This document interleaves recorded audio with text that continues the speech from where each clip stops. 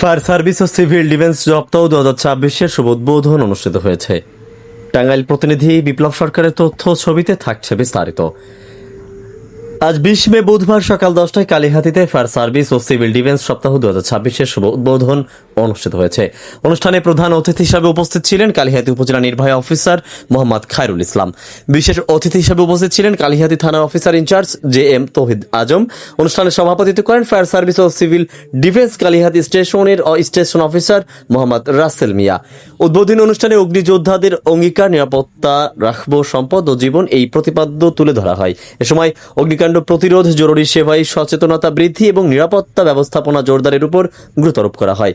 অনুষ্ঠানে আর উপস্থিত ছিলেন কালীহাতী ফিলিং স্টেশনের ম্যানেজার প্রিন্স মিয়া, জাতীয় সাংবাদিক সংস্থা কালীহাতী ইউনিট সাধারণ সম্পাদক বিপ্লব সরকার, কালীহাতী নার্সিং ইনস্টিটিউটের শিক্ষার্থীবৃন্দ, কালীহাতী অটো ড্রাইভার মালিক সমিতির সদস্যরা এবং এলাকার গণ্যমান্য ব্যক্তিবর্গ। আয়োজকরা জানান, সপ্তাহব্যাপী এই কর্মসূচির মাধ্যমে জনসাধারণকে অগ্নি নিরাপত্তা, দুর্যোগে করণীয় এবং জরুরি সেবার ব্যবহার সম্পর্কে আরও সচেতন করা হয়। শেখ আলী আকবর, গাংচিল টিভি, ডেস্ক রিপোর্ট।